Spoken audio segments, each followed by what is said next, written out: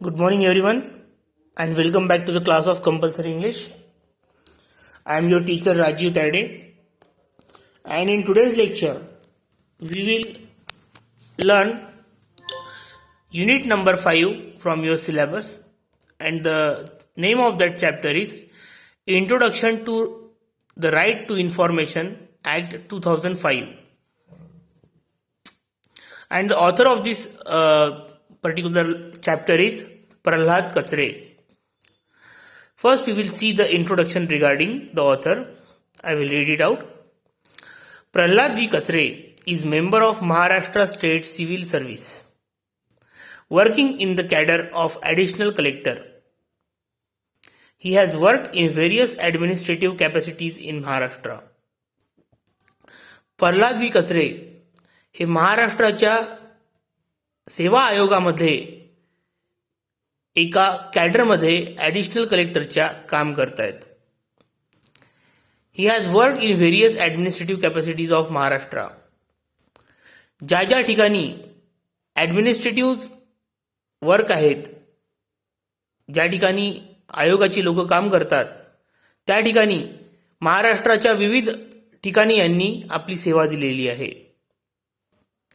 He was the director of centre for right to information in Pune. त्यांची संचालक म्हणून सुद्धा नेमणूक झाली होती. राईट टू इन्फॉर्मेशन पुणे, माहितीचा अधिकार पुणे या ठिकाणी. Kachare has authored books on the right to information act in both English and Marathi. Kachare यांनी काही पुस्तकांचे लिखाण सुद्धा केलेलं आहे राईट टू इन्फॉर्मेशन या ॲक्ट बाबतीत, माहितीचा अधिकार या कायद्या बाबतीत. इंग्रजीमध्ये सुद्धा त्यांनी लिखाण केलेलं आहे, तसंच मराठीमध्ये सुद्धा त्यांनी लिखाण केलेलं आहे. He has also delivered numerous lectures and written articles on various subjects relating to good governance. त्यांनी खूप सारे व्याख्यानं दिलेली आहेत आणि खूप सारे लेख लिहिलेले आहेत वर्तमानपत्रांमध्ये, ज्यांचा संबंध एका चांगल्या गव्हर्नन्सशी होतो. चांगल्या गव्हर्नन्सशी म्हणजे आपलं प्रशासन योग्य पद्धतीने कार्य करत आहे की नाही याबद्दलचं ते त्यांचे लेख होते, त्यांचं ते लेक्चर्स होते. Now we will begin with the text. The Indian government website on subject succinctly explain this right. आपल्या जर आपण भारताच्या शासकीय वेबसाईटवरती गेलो तर त्यावरती ठळक अक्षरात आपल्याला स्पष्टपणे या कायद्याबद्दल माहिती मिळते.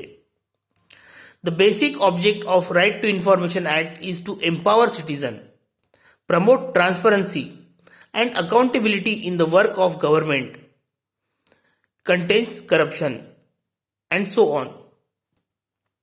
पहा, या राईट टू इन्फॉर्मेशन या कायद्याचा जो सगळ्यात मूळ उद्दिष्ट आहे ते अशा प्रकारचं आहे की नागरिकांचं एम्पॉवरमेंट म्हणजे त्यांचं सबलीकरण व्हावं. त्यांच्यामध्ये एक माहिती मिळाल्यामुळे त्यांचं ज्ञान वाढावं आणि त्यामुळे त्यांचं सबलीकरण व्हावं. प्रमोट ट्रान्सपरन्सी, शासकीय कामकाजांमध्ये पारदर्शकता यावी. अकाउंटेबिलिटी, त्यावरती त्यांचा विश्वास वाढावा. In the working of government, आपल्या सरकारसोबत काम करत असताना.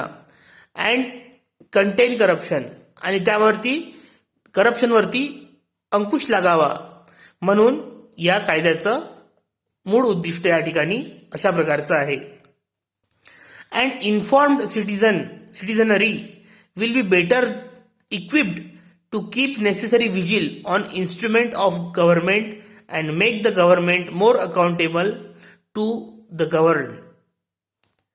एक असा नागरिक ज्याला सरकारी कामकाजांबद्दल, त्यांच्या आकड्यांबद्दल, त्यांच्या प्रशासनाबद्दल माहिती आहे, असा एखादा नागरिक खूप चांगल्या प्रकारे सरकारी कामकाजांवरती किंवा त्यांच्या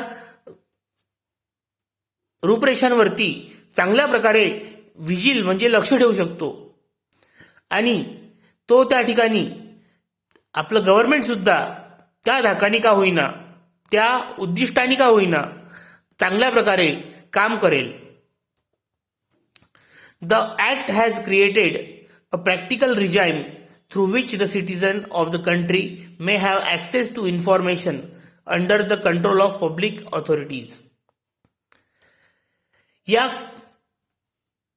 act of information, right to information या ऍक्टनी खूप चांगल्या प्रकारे एक आपलं अस्तित्व निर्माण केलेलं आहे आणि त्यामुळे भारताचे नागरिक सुजाण होऊन ते त्या ठिकाणी पब्लिक ऑथॉरिटीज म्हणजे ज्या लोकांकडे लोकभिमुख काम करण्याची जबाबदारी दिलेली आहे त्यांच्यावरती सुद्धा लोकांचं चांगल्या प्रकारे अंकुश किंवा त्या लक्ष त्या ठिकाणी राहत आहे.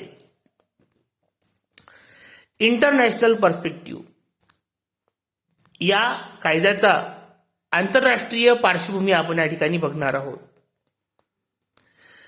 The earliest reference to right to information is found in Sweden, where in the year 1766, a convention granting right to information all citizens was passed, and it's treated as the world's first Freedom of Information Act.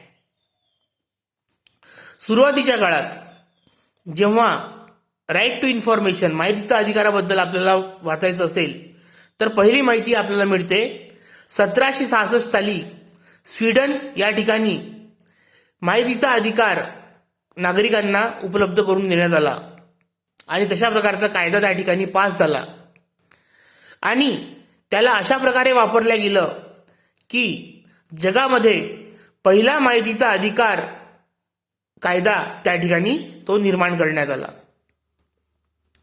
The international movement to include it in the legal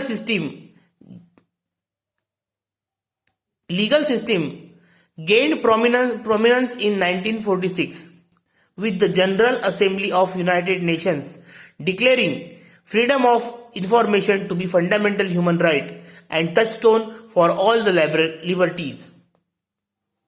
सगळ्यात महत्वाची चळवळ तेव्हा तयार झाली जेव्हा आपल्याला कायद्यानुसार 1946 साली general assembly of United nations यांनी असं डिक्लेअर केलं, त्यांच्या संघाने असं डिक्लेअर केलं की माहितीचा अधिकार हा मनुष्याचा एक फंडामेंटल म्हणजे बेसिक राईट आहे, त्याचा तो मूळ अधिकार आहे आणि एक टचस्टोन सुद्धा आहे ऑफ ऑल लिबर्टीज.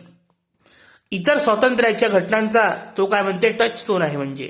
टचस्टोन म्हणजे त्यामुळे भरपूरशा गोष्टी लोकांना कळून त्यांच्यामध्ये बदल घडून येऊ शकतात, त्यामुळे त्याला टचस्टोन म्हटलेलं आहे, परीस म्हटलेलं आहे.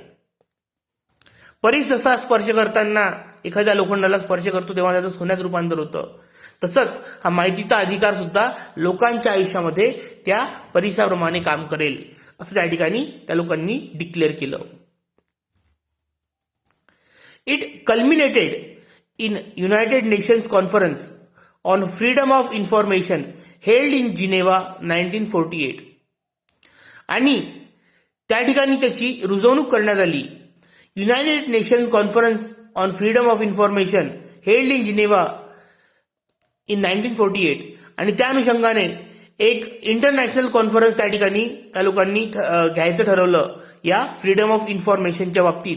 ती घेण्यात आली जिनेवा 1948 साली.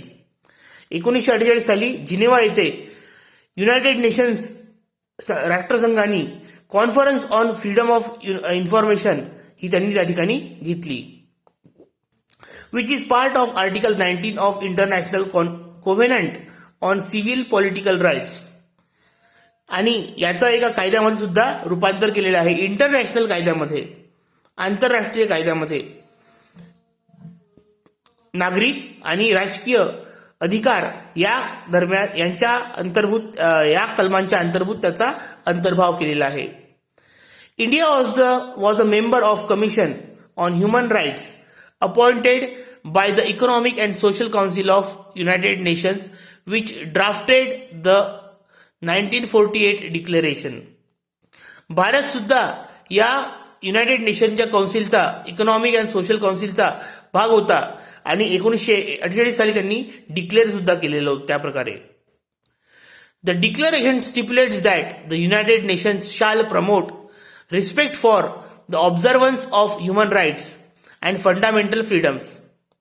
आणि या डिक्लेरेशनमध्ये युनायटेड नेशननी असं सांगितलं होतं की त्यांनी लोकांसाठी आदर, ऑब्झर्वन्स ऑफ ह्युमन राईट्स, मानवीय अधिकारांवरती लक्ष आणि फंडामेंटल फ्रीडम्स आणि मूळ स्वातंत्र्य, मूळ गोष्टींमध्ये असलेलं स्वातंत्र्य हे त्यांना मिळावं यांचा अंतर्भाव त्या ठिकाणी त्या डिक्लेरेशनमध्ये होता. Internationally right to information is also called freedom of information. आंतरराष्ट्रीय स्तरावर राईट टू इन्फॉर्मेशन, माहितीच्या अधिकाराला फ्रीडम ऑफ इन्फॉर्मेशन असं सुद्धा म्हणतात, माहितीचे स्वातंत्र्य असं सुद्धा म्हणतात. ऑर ऍक्सेस टू इन्फॉर्मेशन किंवा माहितीच्या अधिकाराला चा ऍक्सेस म्हणजे माहितीचा, आपल्याला कुठलीही माहिती हाताळता यावी असं त्याचा अर्थ होतो.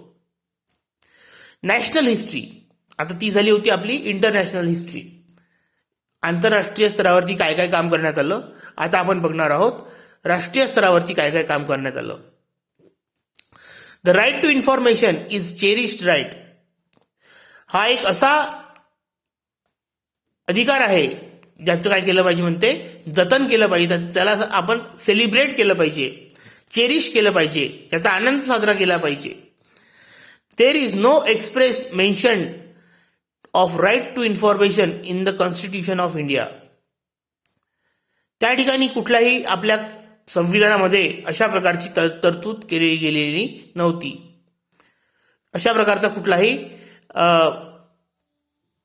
कायदा आपल्या संविधानात तेव्हा नव्हता. However in number of cases the supreme court of India has ruled that right to information flow from and is implied in Article 19 of the Constitution of India. असं असलं तरी खूप साऱ्या केसेसमध्ये सुप्रीम कोर्ट ऑफ इंडिया, आपल्या देशाचं सर्वोच्च न्यायालय यांनी असा कायदा त्या ठिकाणी पारित केला ज्याच्यामुळे 19व्या आर्टिकलमध्ये भारताच्या त्याचा अंतर्भाव करण्यात आला आणि त्याला being a fundamental right, freedom of speech and expression and that disclosure of information as regard of the functioning of government must be rule and secrecy and exception. तर या ठिकाणी जेव्हा हा कायदा भारतामध्ये लागू करण्याचं ठरवण्यात आलं तेव्हा कुठलीही गोष्ट डिस्क्लोज करायची किंवा लोकांना कळू द्यायची आणि कोणती गोष्ट लपवून ठेवायची, कुठली गोष्ट आपल्या देशाच्या हिताची आहे आणि ज्याच्या शत्रू राष्ट्रांना किंवा इतर राष्ट्रांना त्याचा माहिती मिळता कामा नये, अशा बाबतीत त्या ठिकाणी आपल्या सुप्रीम कोर्टाने त्या ठिकाणी आदेश दिले. It was further promoted and elevated as life blood of democracy. पुन्हा त्या माहितीच्या अधिकाराला आपल्या संविधानाचं किंवा लोकशाहीचं लाईफ ब्लड म्हटलं गेलेलं आहे, रक्त म्हटलं गेलेलं आहे. Free flow of information and ideas is essential for the health of democracy and as oxygen is required for human existence. माहितीच्या अधिकारात फ्लो ऑफ इन्फॉर्मेशन, माहितीचा प्रवाह, आयडियाज आणि त्याच्या कल्पना ह्या फार महत्वाच्या आहेत. कशासाठी? तर लोकशाहीच्या हेल्थसाठी. जसं ऑक्सिजन आपल्या माणसाच्या अस्तित्वासाठी आवश्यक आहे तसंच तो माहितीचा अधिकार सुद्धा तेवढाच आवश्यक आहे. Along with the judicial pronouncement there was a long struggle causing right to information act to be legislated. आपल्या कायद्यांनी सांगितल्यानंतर सुद्धा, सुप्रीम कोर्टाने सांगितल्यानंतर सुद्धा एक खूप मोठी लढाई या माहितीच्या अधिकारासाठी कायद्यात रूपांतर होण्याकरिता लढावी लागली. The right to information campaign in India began with Mazdoor Kisan शक्ती संघटन. माहितीच्या अधिकाराचा जो एक कॅम्पेन आहे किंवा प्रसार आहे तो मजदूर किसान शक्ती संघटन यांच्या चळवळीसोबत सुरुवात झाली. To bring in transparency in village accounts via the demands of minimum wages in rural India. तर त्याची सुरुवात अशा प्रकारे झाली की लोकांना त्यांचा मूळ मजुरी जी आहे ती ठरवण्याच्या बाबतीत त्यांना अधिकार असावा आणि त्या ठिकाणी एखादी ट्रान्सपरन्सी असावी की कोणाला किती पगार मिळतोय, कोणाला किती पैसे मजुरी मिळते याबद्दल एक पारदर्शकता असावी, यासाठीचा तो एक आंदोलन किंवा एक चळवळ होती. Ghost entries is muster rolls were a sign of rampant corruption in the system, which prompted MKSS to demand official information recorded in government files. Ghost entries म्हणजे भूतानी काहीतरी त्या ठिकाणी गडबडी करून ठेवली अशा प्रकारचं त्या मस्टरवरती सिग्नेचर आणि रॅम्पंट करप्शन, खूप जे काही घोटाळे आहेत ते एका भूतानी केले त्या ठिकाणी आमचा काही सहभाग नव्हता, अशा प्रकारचे लोक त्या ठिकाणी स्टेटमेंट द्यायला लागले, अधिकारी त्या ठिकाणी स्टेटमेंट द्यायला लागले. आणि त्यानंतर त्या ठिकाणी त्याच्यावरती वचक म्हणून मजदूर किसान शक्ती संघटन यांनी ती माहिती मागण्याचा प्रयत्न केला त्या गव्हर्नमेंटच्या फाईल्स मधली. The movement soon spread across India आणि ती चळवळ लवकरच भारतभर पसरली. From a very modest beginning in the village of Rajasthan, the success of MKSS has been source of inspiration for all in India and throughout the world. एका छोट्या खेड्यामधून ती चळवळ सुरू झाली. राजस्थान इथल्या त्या खेड्यामधून ती चळवळ सुरू झाली आणि त्या मजदूर किसान शक्ती संघटन यांचं जे यश आहे किंवा यांची जी प्रेरणा आहे ती ठरली आणि संपूर्ण भारतभरच नाही तर जगभर ती चळवळ पोहोचली. It led to the genesis of broader discourse on the right to information in India. आणि त्यामुळे भारतामध्ये माहितीच्या अधिकाराबद्दल एक मोठा आवाका त्या ठिकाणी त्या त्या चळवळीमुळे किंवा त्या लोकांमुळे आपल्याला मिळाला. So this is enough for today. We will continue learning about right to information in the next period also.